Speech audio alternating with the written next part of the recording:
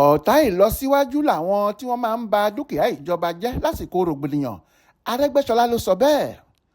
Mínísítà tẹ́lẹ̀ fún ọ̀rọ̀ abẹ́lé lórílẹ̀‐èdè yìí ọ̀gbẹ́ni Arẹgbẹṣọla ti sọ pé ìwà tí kò bójúmu ni bí àwọn kan ṣe máa ń lo àǹfààní àsìkò rògbòdìyàn láti fi jí dúkìá tàbí ba dúkìá ìjọba jẹ́.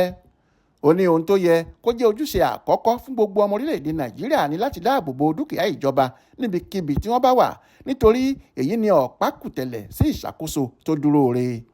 Arẹgbẹṣọla sọ̀rọ̀ yìí nílùú Òṣogbo níbi ìkójáde ìwé kan tí wọ́n pe àkórí rẹ̀ ní iṣẹ́ pàtàkì mímójútó àwọn dúkìá ìjọba, eléyìí tí ọ̀gbẹ́ni Níyì Ọlánìpẹ̀kún kọ. Ó ní ẹnikẹ́ni tó bá rí ara rẹ̀ gẹ́gẹ́ bí ọmọ orílẹ̀-èdè tòótọ́ gbọ́dọ̀ dáàbò bo dúkìá ìjọba.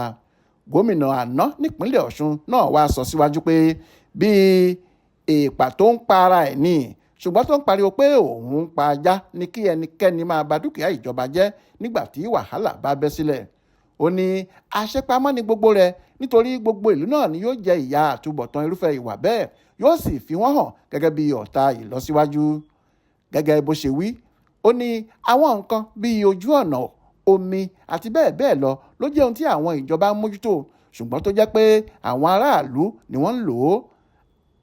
Ó sọ báyìí pé a gbọ́dọ̀ mọ̀ pé bó tilẹ̀ jẹ́ pé orúkọ ìjọba ni wọ́n kọ sí àwọn dúkìá yìí, àwọn aráàlú tíjọba ń sìn ni wọ́n.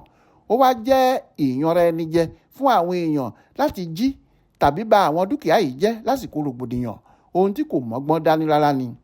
Lóòótọ́ níjọba yóò tún àwọn dúkìá yìí ṣe ṣùgbọ́n pẹ̀lú owó aráàlú náà ni. Owó tó yẹ kíjọba ná sórí nǹkan amáyédẹrùn mìíràn ni wọ́n á ná lórí àtúnṣe èyí tó bàjẹ́. Púpọ̀ wọn gan ló lè má ṣe é túnṣe lójú ẹsẹ̀, àwọn aráàlú á wá máa jìyà lẹ́yìn rògbòdìyàn.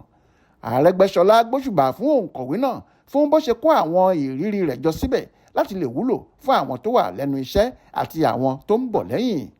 Florence Babasola ló ṣàkójọpọ̀ ìròyìn ọ̀hún fún Aláròyé online television.